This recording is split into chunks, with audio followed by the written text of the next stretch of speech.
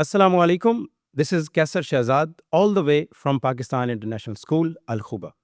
I welcome you to the second podcast being recorded at PISK. And you know that through this platform, we actually engage with the students, with the parents, with the teachers, and the members of the community. Before diving any further, I would like to ask you a very simple question. When was the last time that you checked on your phones? And I swear, maybe it would be 5 minutes ago, or 10 minutes ago, or maybe half an hour ago. And I'm sure that it would not be more than that. So, keeping that in view, we are going to declare the topic of our podcast. And the topic of our podcast is social media addiction, the silent killer of focus. We are taking into account the focus and attention span because this is exactly something that the society, the students, and the teachers must be worried about because social media is really derailing and it is minimizing our focus day by day. As an educationist and as a teacher, I feel this struggle in the classrooms. I feel that the focus of the students is actually literally minimizing and literally derailing day by day. And to be honest, I feel this struggle even in myself. So, keeping that in view, I am accompanied by two of our very talented students, Muhammad Abu Bakr and Ibrahim Mujahid. These young boys will tell you why social media is actually derailing our focus. So, they would give you very honest opinions. So, over to my students. Assalamu alaikum. My name is Ibrahim Mujahid. I'm from Pakistan International School Al Khubar, currently in second year. And as sir mentioned, today's topic of the podcast is how social media is a silent killer and how it shortens our attention span and its impact on focus. And I would like to add on that the term silent killer, social media is also a drug. Social media नशा एक जिसको हम ख़त्म नहीं कर सकते. It's a drug that is spreading among our young generation as well as our older generation. They wake up, they see what's the news, Facebook, and the younger generation wake up, see what's the news on YouTube, who YouTuber uploaded a new video, and etc. And this is a drug, and it is spreading worldwide. Assalamu alaikum. I'm Muhammad Abu Bakr Javed. I'm from Pakistan International School Al Khubar. As my fellows Ibrahim and Mr. Kasser has said, we are here to discuss about focus and its effect and how it's affected by social media. So, of course, today we're going to discuss about it. I want to talk about the effect of social media on the younger generation, like under 10. They are severely affected by social media as they haven't seen a world which is not filled with social media, which is not filled with screens and with platforms that are filled with endless content. So their attention span and their focus is destroyed. It's disrupted beyond repair. Maybe it can be repaired after some time, after some work, and that is what we are going to discuss today. Okay, Abu Bakr, can you tell me why do you think we cannot consider multitasking as multitasking in this modern era? And how is it affecting our young generation right now? Can you please tell me? Of course, sir. हमारी दुनिया में आजकल multitasking का एक word चलता है. बच्चे बोलते हैं हम लोग मल्टीटास्क कर रहे हैं. हम लोग मोबाइल पे भी लगे हुए हैं और साथ साथ पढ़ाई भी कर रहे हैं. मैं पहले बताता हूँ कि मल्टीटास्किंग होता क्या है. मल्टीटास्किंग होता है कि आप दो काम एक साथ कर रहे हैं. मल्टीटास्किंग लिटरली आप साथ साथ काम भी कर रहे हैं और मोबाइल पे चैनल कर रहे हैं, थोड़ी वीडियो देख रहे हैं या मूवी देख रहे हैं साथ साथ. अब मैं बताता हूँ ये मल्टीटास्किंग वर्क क्यों नहीं कर सकता. असल में बात ये है कि मल्टीटास्किंग जो है ना वो दो काम एक साथ करना नहीं है. हम लोग मल्टीटास्किंग में ये नहीं कर रहे होते कि हम लोग हमारी अटेंशन दो टास्क की बने. हमारी ये होता है कि अटेंशन स्विच हो रही होती है. हमारा दिमाग एक वक्त में एक काम करता है फिर दूसरे काम की तरफ स्विच हो जाता है. इस कंटिन्यूस अटेंशन स्विच जिसे हम लोग टास्क स्विचिंग कहते हैं, जिसे मल्टीटास्किंग होता है, राइट. टास्क स्विचिंग की वजह से हमारा दिमाग कॉन्स्टेंटली टायर्ड होता है और हम लोग फुल फोकस किसी भी काम को नहीं दे पाते.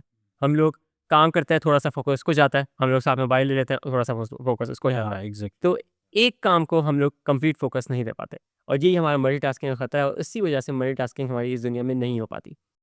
अच्छा, यहाँ पे मैं एक राइटर का तज़किरा करना चाहूँगा. बर्ट्रैंड रसल, बड़ा फेमस नाम है. तो उनका ना एक मुझे कोट याद है. उन्होंने कहा था कि बोर्डम क्रिएट्स क्रिएटिविटी. कि इंसान जब बोर होता है ना तो that is actually the time when you become something, when you do something creative. Yes. क्योंकि इंसान जब अगर बोर ही नहीं होगा तो वो क्रिएटिविटी कहाँ से लेके आएगा. और यही वजह है कि आज से कुछ अर्सा पहले जो लोग थे वो बोर होते थे. फॉर एग्जांपल अब मुझे अब याद है कि हम बचपन में जब बोर होते थे तो हम कुछ चीज़ें अपने खिलौने उनको हम निकाल के देखते थे कि हाउ इसका जो फंक्शन है वो कैसे करता है, वो पूरी इंजीनियरिंग हम करते थे. तो दैट वाज समथिंग क्रिएटिव. आजकल क्या है कि लोग चूंकि बच्चे अगर बोर हो रहे हैं तो वो they would just take their phones in their hands and they would start you know just looking at the reels and scrolling and all that. तो ये बर्ट्रैंड रसल से मैं यहाँ पे बिल्कुल इत्तेफाक करता हूँ कि जब तक आप बोर नहीं होंगे ना तो आपकी क्रिएटिविटी उस तरह से नहीं होगी. तो ये मुझे बड़ा अच्छा यहाँ पे एक कोड लगा. मैंने कहा I should share it with you guys. Well Mohammed Ibrahim, so can you tell me कि ये जो मल्टीटास्किंग है इसकी वजह से आजकल हम क्यों एक ख़ास किस्म का काम नहीं कर पाते? यानी कुछ आप मुझे एग्जांपल्स दे सकते हो? जी बिल्कुल, इसके एग्जांपल्स बहुत ज़्यादा है कि मल्टीटास्किंग क्यों फेल हो रही है हमसे. फॉर एग्जांपल काफ़ी हाँ हम में से ज़्यादा मैथ के स्टूडेंट हैं. हमारा होता है आपस में कि चले मैथ्स के सवाल हैं, वो तो ऐसे भी हो सकता है, हमें लिखना ही है बस. हम साथ यूट्यूब खोल लेते हैं. यूट्यूब की 30-40 मिनट्स होती है. चलें यूट्यूब भी नहीं, हम साथ फ़िल्म लगा लेते हैं, और फ़िल्म भी ऐसी कि उसके 1, 2 या 3 पार्ट्स हों. अब वो फ़िल्म अप्रॉक्सिमेटली 2 आवर्स की होगी. चलें यूट्यूब वीडियो छोड़ लें आप. फ़िल्म होती है अबाउट 2 आवर्स. आपने मैथ की एक एक्सरसाइज करनी है. अब वो एक्सरसाइज जो 1 आवर में कंप्लीट हो सकती है, आपने इस 2 आवर फ़िल्म में सिर्फ 2 सवाल किए होते हैं. क्यों? यही तो है जहाँ मल्टीटास्क फेल हो रहा है. जहाँ Yes. सो कॉल्ड हम मल्टीटास्किंग कर रहे हैं, Yes. यहाँ पे फेल हो रहा है. उसके साथ साथ ही जैसे हमारे यंगर जनरेशन, छोटे भाई बहन, अब वो हमारे लोअर ग्रेड्स में हैं. उनका काम है कि वो याद करें और अपने बड़ों को सुनाएं. अब क्रिकेट के शौकीन हम सारे हैं, हम क्रिकेट देखते हैं और साथ खेलते भी हैं. अब जब तक बाबर आउट नहीं होता वो अपने सवाल सुनाते नहीं हैं. क्यों? उनकी अटेंशन एक जगह फिक्स हो चुकी हुई है. Cricket, movies etcetera. Yes, very good Ibrahim, बहुत अच्छे तरीके से आपने इसको बताया.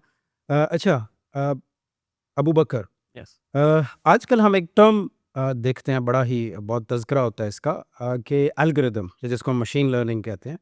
तो मैंने आज से कुछ अर्सा पहले एक जॉर्ज ऑरवेल का एक नावल पढ़ा था 1984. उसके अंदर एक वो टर्म यूज़ करता है बिग ब्रदर की, और बिग ब्रदर का तज़किरा करते हुए वो ये कहता है कि big brother is actually watching everything. उसका एक कंट्रोल है, सर्वेलेंस की टर्म यूज़ हुई है उसके अंदर. तो क्या आप क्या समझते हैं कि ये जो हमारा आजकल का जो मशीन लर्निंग है या जो एल्गोरिदम है, क्या ये वाक़ई बिग ब्रदर जो है, जैसे जॉर्ज ऑरवेल ने कहा था कि वो बिग ब्रदर है, तो क्या ये भी एक बिग बिग ब्रदर ही हम इसको कह सकते हैं? आप क्या समझते हैं इसके बारे में? यस सर, आप सही कह रहे हैं. जो एल्गोरिथम है वो एग्जैक्टली ऐसे ही होता है. वो कांस्टेंट सर्वेलेंस और कांस्टेंट वॉचिंग की वजह से ही वर्क करता है. असल में एल्गोरिथम एक एसेंशियली एक सॉफ्टवेयर होता है, एक प्रोग्राम होता है जो रिटर्न होता है, जो ऐप्स में और जो सोशल मीडिया ऐप्स हम लोग इस्तेमाल करते हैं उनमें होता है. उनमें असल में वो हमें कॉन्स्टेंटली देख रहा होता है, हमारे इंटरेस्ट, हमारी हमारी यूसेज मॉनिटर कर रहा होता है. वो कॉन्स्टेंटली देखता है कि हम लोग किस चीज़ को ज़्यादा देखते हैं, किस चीज़ को हम लोग लाइक करते हैं, किस चीज़ को हम लोग डिसलाइक करते हैं. Yes, अगर yes. कह लें रील आई मेरे सामने, मैंने उसको 30 सेकंड्स की रील थी, मैंने उसको 25 सेकंड्स देखा, फिर स्क्रॉल कर दिया. इसको चल गया कि इसने 25 सेकंड्स वो रील देखी है, मतलब कि उसको अच्छी लगी, ही लाइक्ड इट. अब वो कंटिन्यूअसली 10 अगले 1-2 दिन तक वैसी उससे रिलेटेड रील्स मुझे देता रहेगा.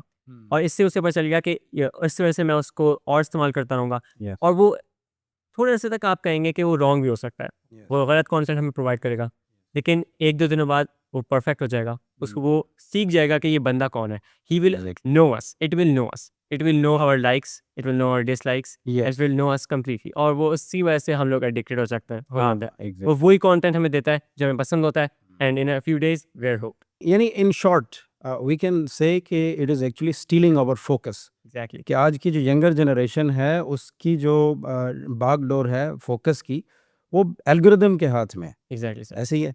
अच्छा, यहाँ पे मैं ना एक और तज़किरा करना चाहूँगा. मेरे बड़े फेवरेट राइटर हैं युवाल नोआ हरारी. उनकी एक बुक है sapiens a brief history of human kind. अच्छा, उसके अंदर उन्होंने एक बात कही जो मुझे बड़ी अट्रैक्ट की. वो कहते हैं कि आज से हज़ारों साल पहले जो हमारे फोर फादर्स थे, हंटर गैदरर्स, वो कहता है कि उनका जो फोकस था ना, आज के मॉडर्न दौर के लोगों के मुकाबले में 1000 गुना ज़्यादा था. वो क्यों? कि when they used to go in the field for hunting, तो उस हंटिंग के लिए they had to even listen to the whisper of the wind, ठीक है? विंड की विस्पर भी लेके आनी है उन्होंने, अपने दिमाग में रखनी है। फिर साथ में अगर कोई शेर आ रहा है या कुछ भी आ रहा है, they had to listen to each and every sound. तो इसलिए उनका जो फ़ोकस था इस तरह से इवॉल्व हो चुका था कि वो बहुत ही ज़्यादा फ़ोकस थे। और एक और वो जगह वो लिखता है, वो कहता है कि जो हमारे फ़ोरफ़ादर्स थे वो अपने फूड को भी ज़्यादा अच्छे तरीके से सारे सेंसेस के साथ उसको फ़ील करते थे और उसको एन्जॉय करते थे। जबकि आज का जो मॉडर्न मैन है वो उसके सामने टीवी है या फिर मोबाइल फ़ोन है, जिसकी वजह से उसका फ़ोकस इतना कम हो चुका है कि वो उस फूड को भी एन्जॉय नहीं कर सकता। अब जैसे मेरे दोस्त अबू बकर ने कहा कि एल्गोरिदम कैसे हमारी ज़िंदगी ख़राब कर रहा है और कैसी ये चीज़ें दिखा रहा है जो हम देखना नहीं चाहते। अब हमारी जनरेशन ज़ी, जेन ज़ी, मैं और मेरा दोस्त अबू बकर, हम ऐसी चीज़ें देख लेते हैं अपने इंस्टाग्राम रील्स, यूट्यूब एटसेट्रा जो भी सोशल मीडिया में है। हमारे ब्रेन को वो ऐसे कंट्रोल कर देता है कि हम उस पे बिलीव कर देते हैं कि यही है। यही चीज़ है जो हमारे साथ होगी। अब फॉर एग्ज़ाम्पल हमारी एजुकेशन है। हम देखते हैं इंटरनेट पे कि एजुकेशन जो है वो ऐसे ऐसे हो रही है लोगों के पास। लोग वो एक 60 सेकंड्स की वीडियो अपलोड कर लेते हैं। डे इन माय लाइफ कह लें आप, कि ये आज मैंने इतने घंटे ये पढ़ा, इतने घंटे वो पढ़ा। हम एज़ अ जेन ज़ी हम सोच लेते हैं हाँ, यही है ज़िंदगी जो हमने करनी है, जो हमारे पास आएगी हमारे हाथों में। तो ये एल्गोरिथम है जो हमारे दिमाग में गंदा इफ़ेक्ट डाल रहा है। हम एक ही वीडियो देखते हैं और वही सारी वीडियोज़ रिपीट होती हैं, जिसकी वजह से हमारा ना ही सिर्फ़ फ़ोकस ख़राब हो रहा है, बल्कि हमारा अटेंशन स्पैन और हमारी अखलाकियात भी तबाह हो रही है। Okay, Ibrahim, very good. यहाँ पे मैं आपको ना एक इंटरप्ट करूँगा एक क्वेश्चन से कि आपका क्या ख़्याल है कि जो जेन ज़ी है हमारी और जो हमारे आपके जो फ़ोरफ़ादर्स हैं, मैं तो वैसे जेन ज़ी से नहीं हूँ, लेकिन जो आपके फ़ोरफ़ादर्स हैं वो उनमें वो ज़ाहिर एक कन्वेंशनल थिंकिंग है उनकी, उनकी अपनी एक डायरेक्शन है, ज़ाहिर उस डायरेक्शन में वो सही सोच रहे होते हैं।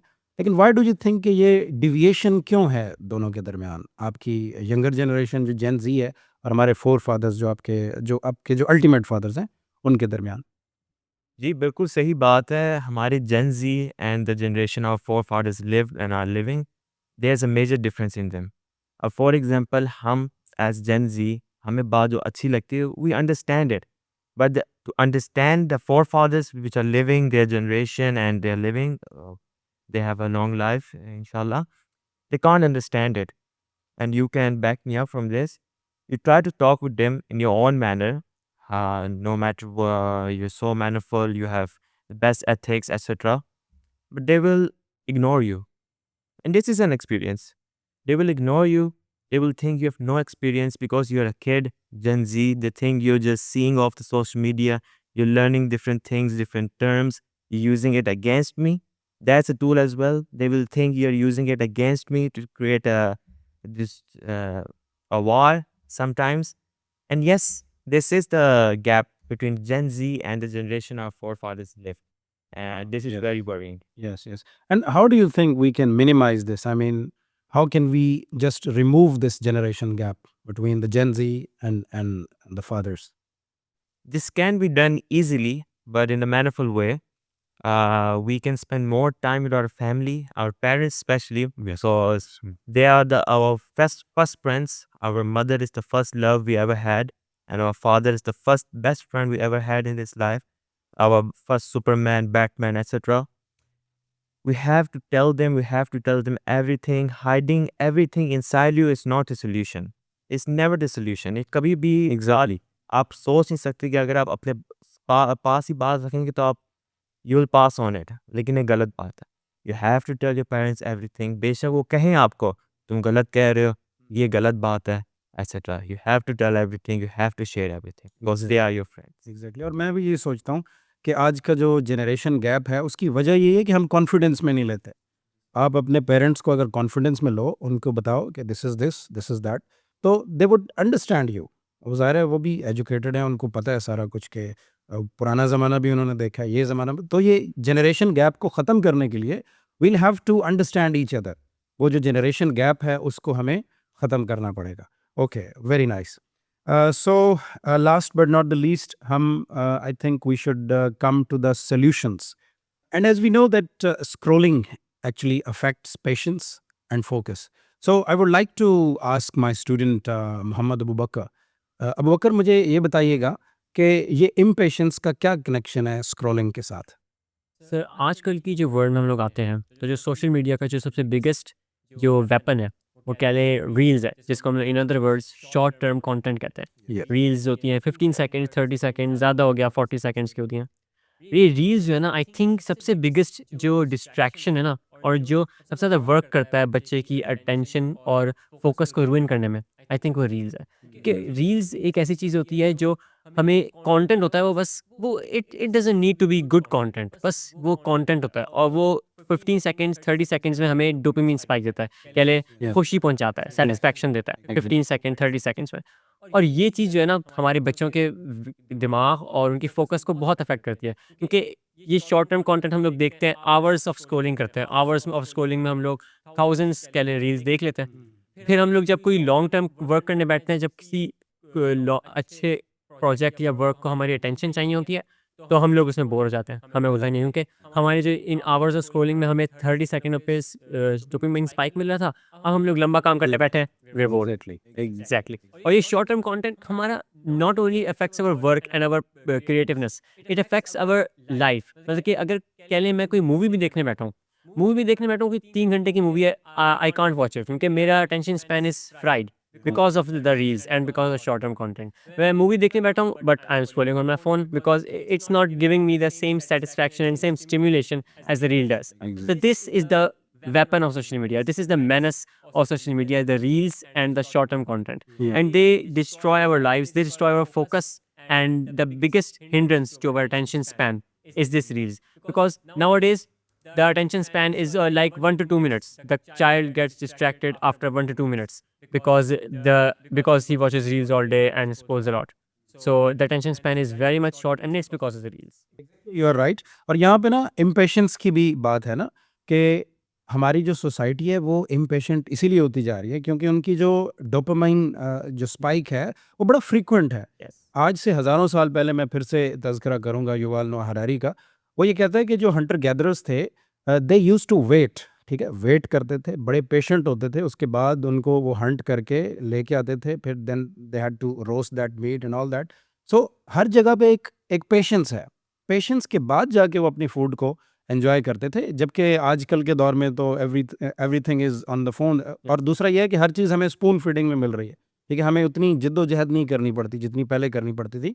तो ये जो सोशल मीडिया है, ये जो आपने डोपामीन स्पाइक्स की बात की है, तो हम हैबिचुअल हो चुके हैं कि हम छोटी-छोटी बात पे या बड़ी ही शॉर्ट लिव्ड हमारे जो कंसंट्रेशन है उसकी वजह से ये हमारा डोपामीन स्पाइक भी जल्दी मिलता है और उसकी वजह से इम्पेशेंट हो चुकी है हमारी पूरी सोसाइटी। अब ये एक one of the biggest problems और चैलेंजेस है हमारी इस वर्ल्ड का भी, कि जो पूरी इंसानियत है वो इम्पेशेंट हो चुकी है। वो हमें मुख्तलिफ़ किस्मों में नज़र आती है, रिलीजियस इम्पेशेंस भी है, बाकी पॉलिटिकल इम्पेशेंस भी है, वो सारा कुछ आप सामने। इससे पहले लोग इतने इम्पेशेंट नहीं हुआ करते थे।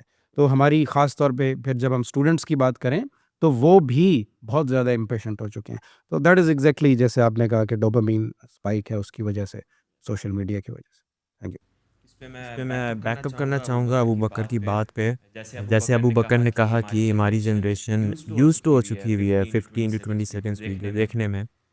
अगर ये 15 to 20 seconds video 2 to 3 minutes में बदल जाती है, it becomes a burden. It feels like the world is falling on us. यही एक वजह है, जैसे मैंने प्रीवियस कहा है कि जैसे सर ने भी कहा है, गैप है, जनरेशन गैप है। अब फॉर एग्जांपल एक मूवी है, our fathers they love movies, they love to watch long content. यही एक गैप है, आप कह सकते हैं। बच्चा इतना यूज टू हो चुका है शॉर्ट टर्म कंटेंट से कि अपने फादर के साथ बैठ के मूवी नहीं देख सकता। And that is an example of the generation gap that is building and it's not restrict. Exactly, very good, बहुत अच्छा। तो बिल्कुल आपने बड़े पॉजिटिव तरीके से इसको बयान किया। तो I think now we should move to the solutions. Okay, what do you think? Okay, I ask you first of all, and then I would be giving my solutions कि मेरे हिसाब से क्या solutions हैं इस सारी चीज़ को ख़त्म करने के, या एटलीस्ट हमारा जो फोकस है उसको बहाल करने का, जो पहले किसी ज़माने में हुआ करता था, स्पेशली स्टूडेंट्स के हवाले से। तो मैं भी इसके सॉल्यूशंस दूंगा। तो first of all I would like to ask you, both of you, के क्या आपके ख्याल से क्या सॉल्यूशंस हो सकते हैं? Sir, I think the first step towards restricting social media और इसकी तरफ कि हम लोग सोशल मीडिया को अपनी ज़िंदगी में डिक्रीज़ करें, इज़ रियलाइजिंग कि सोशल मीडिया हमारी ज़िंदगी का एक प्रॉब्लम है। आजकल के बच्चे उनको बोलो आपका मोबाइल आपको आपकी फ़ोकस को हिंड्रेंस कर रहा है, आपके ग्रेड्स अफ़ेक्ट हो रहे हैं, आपकी लाइफ़ अफ़ेक्ट हो रही है। वो कहते हैं नहीं, हम तो मल्टीटास्किंग कर रहे हैं, हमारा स्क्रीन टाइम कम है, सबका स्क्रीन टाइम इतना ज़्यादा होता है तो हमारा मैटर ही नहीं करता। वो कहते हैं कि इनका इसका स्क्रीन टाइम बहुत ज़्यादा है तो मेरा तो 6 घंटे का screen time doesn't matter. I think the first step is realising कि that matters. 6 hours of mobile a day matters and it's just mobile. आप कहते हो स्क्रीन टाइम हमारा मोबाइल का है, ठीक है, लेकिन उसके अलावा 2 घंटे आप टीवी देख रहे हो, 3 घंटे आप लैपटॉप पे बैठे हो। So it's very much overall ही बहुत ज़्यादा हो जाता है और सोशल मीडिया फिर अफेक्ट करता है आपकी ज़िंदगी को। तो फर्स्ट स्टेप इज़ रियलाइजिंग कि it's a problem in our society. लोगों को ये बावर ही नहीं होता कि ये एक प्रॉब्लम है। इवन जो पेरेंट्स हैं वो भी, मैंने बहुत से पेरेंट्स ऐसे देखे हैं कि वो उनको करने के लिए, एंगेज करने के लिए वो उनको मोबाइल के ऊपर लगा देते हैं, दो which that I think is the biggest problem हमारी यंगर जनरेशन के साथ। और वो कुछ ऐसे हैं, हमने साइकोलॉजी में एक पढ़ा था जिसको हम कहते हैं कि वो जो आपका ब्रेन है ना वो ट्रेन हो जाता है। Brains do they get trained basically. ठीक है, तो वो क्या होता है कि जैसे ही आप बार-बार डोपामाइन स्पाइक दोगे वैसे ही वो ट्रेन होता जाएगा। तो अब कुछ बच्चे ऐसे होते हैं जो खाना खाने के लिए भी उनको मोबाइल की ज़रूरत पड़ती है। I have literally scene such cases कि वो बच्चों को आप खाना ला के रखो, वो खाना नहीं खाएगा, वो कहेगा पहले आप मुझे मोबाइल दें, फिर उसके बाद तो रियली ये हमारे पेरेंट्स को भी, हमारी जो जितनी भी सोसाइटी के लोग हैं, उनको ये बावर कराना चाहिए कि सबसे पहले आप इसको एडमिट करें that this is the problem. ठीक है? तो वेरी गुड, बहुत अच्छा। तो इब्राहिम, आप इसे सोशल मीडिया हम इसको अबैंडन नहीं कर सकते। It has become a part of our life. The only thing this decrease is use we can restrict it and can not abandon it. इसमें हार्ट पेरेंट्स का भी है और टीचर्स का भी है। फॉर एग्जांपल पहले टीचर्स पे हम बात करते हैं। टीचर्स को स्टूडेंट्स को मोटिवेट करना चाहिए। फॉर एग्जांपल हर स्कूल में को करिकुलर एक्टिविटीज़ होती हैं। Teachers should motivate the students to participate in that, because अगर स्टूडेंट एक पार्टिसिपेट करता है इन एक्टिविटीज़ में तो उसमें सोशल मीडिया का गुड यूज़ भी है। अब फॉर एग्जांपल एक टीचर प्रोजेक्ट दे रहा है स्टूडेंट्स को, ग्रुप ऑफ स्टूडेंट्स को, कि इस पे रिसर्च करके आओ, और उसमें सोशल मीडिया का बेनिफिट है कि he is using it for good use and that is it. और पेरेंट्स का भी इसमें हाथ है कि पेरेंट्स कम से कम इजाज़त दें अपने चिल्ड्रन को, मोबाइल कम यूज़ करें। They argue, they do something, you are the parent, you should control it and that's it. या थैंक यू, बहुत अच्छा। अच्छा, यहाँ पे एज़ अ टीचर मैं यहाँ इस प्लेटफ़ॉर्म के ऊपर मैं ये सबसे इल्तिजा करूँगा, जितने भी लोग मुझे सुन रहे हैं, चाहे कम्युनिटी के लोग हैं, पेरेंट्स हैं, स्टूडेंट्स हैं, मैं उनसे ये इल्तिजा करूँगा कि इस चीज़ को बड़े अच्छे तरीके से आप देखें, गौर करें इसके ऊपर, क्योंकि हम यहाँ पेडागॉजी में हम एक टर्म यूज़ करते हैं ट्रायंगल। वो ट्रायंगल स्टूडेंट्स, पेरेंट्स और टीचर्स के साथ बनता है। अब हम एज़ अ टीचर, मैं यहाँ पे ये नहीं समझ सकता कि मतलब बच्चे के पास मोबाइल कितनी देर रहेगा घर में, तो उसके लिए हमें पेरेंट्स की ज़रूरत है। तो अगर पेरेंट्स भी हमारा साथ देंगे कि वो भी चेक एंड बैलेंस रखेंगे अपने बच्चों के ऊपर, तो हमारे लिए भी आसान, हाँ, हम भी अपने लेवल पे ये काम करेंगे कि हम बच्चों को थोड़ा इसके ऊपर लेक्चरिंग करें कि कैसे आप इस चीज़ से निकल सकते हैं या इस चीज़ को मिनिमाइज़ कर सकते हैं। तो this is my request to all of the people out there who are listening to me कि इस चीज़ को एज़ मच एज़ पॉसिबल, जैसे हमारे स्टूडेंट्स ने बताया, कि इस चीज़ को मिनिमाइज़ करें। इसके अलावा एक और जो मैं सॉल्यूशन समझता हूँ कि हमें बुक रीडिंग का कल्चर हमारे अंदर बिल्कुल ख़त्म होता जा रहा है। आज से कुछ अर्सा पहले जब मोबाइल्स नहीं थे तो हमें याद है कि हम खुद अखबार पढ़ लेना या फिर बुक रीडिंग करना। अब बुक रीडिंग और स्क्रॉलिंग और सोशल मीडिया के अंदर एक बड़ा डिफरेंस ये है कि जो बुक है ना वो आपकी मेमोरी के अंदर एक बड़े टाइम तक रहती है, जबकि जो एक रील्स हैं वो शॉर्ट लिव्ड होती हैं। तो मैं यहाँ इस प्लेटफॉर्म से दोबारा से आप लोगों से ये इल्तजा करता हूँ कि बुक रीडिंग को अपना कल्चर बनाएं। और मैं कुछ बुक्स का यहाँ पे तज़किरा भी करूँगा जो कि मैं कहूँगा कि मैं चाहूँगा कि जितने भी हमारे कम्युनिटी के लोग हैं वो यहाँ आएँ, हमारे पास बैठें इस प्लेटफॉर्म के ऊपर।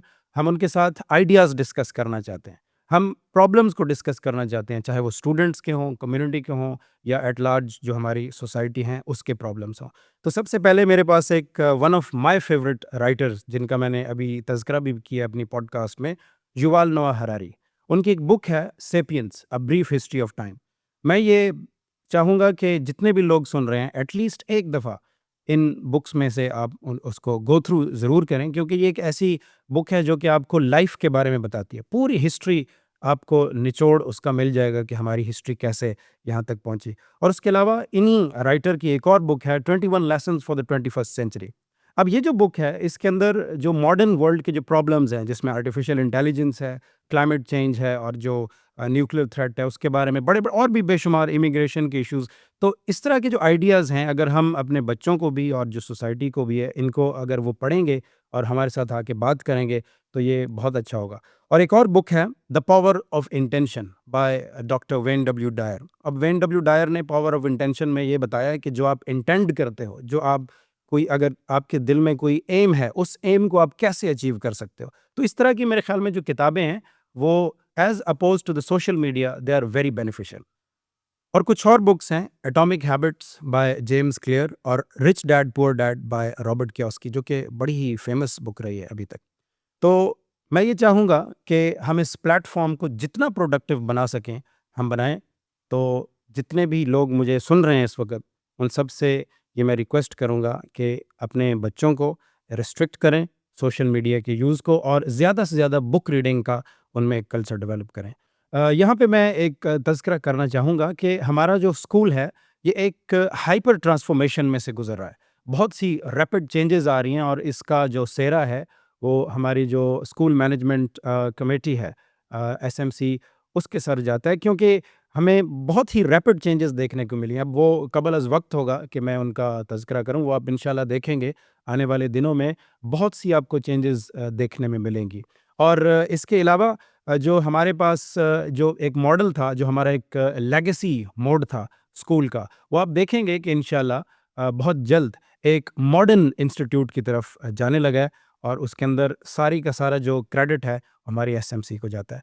तो इंशाल्लाह एज़ अ टीचर भी मैं बहुत सी चीज़ें देख चुका हूँ, जो कि अभी शायद अनाउंस हम नहीं कर सकते, और बहुत सी चीज़ें इंशाल्लाह अब आगे भी देखेंगे और अभी देख भी चुके हैं। हमारी कम्युनिटी के लोग हमें आके मिलते हैं, इंटरैक्ट करते हैं, वो हमें कहते हैं कि आज से पहले ये जो काम नहीं हो रहे थे, वो अब काफ़ी बेहतर हो चुके हैं। उसमें डिफरेंट चीज़ें हैं, जो कि इंशाल्लाह आप आने वाले दिनों में मज़ीद बेहतर तरीके से देखेंगे। और हमारा ये प्लेटफ़ॉर्म खुला है, हम दावत देते हैं जितने भी पेरेंट्स हैं उनको, स्टूडेंट्स को और कम्युनिटी मेंबर्स को कि वो हमारे साथ आएँ, बैठें और इन आइडियाज़ को डिस्कस करें। आज के लिए इतना ही, इंशाल्लाह आपसे मुलाकात होगी अगली पॉडकास्ट में। अपना ख़्याल रखिएगा। अल्लाह हाफ़िज़।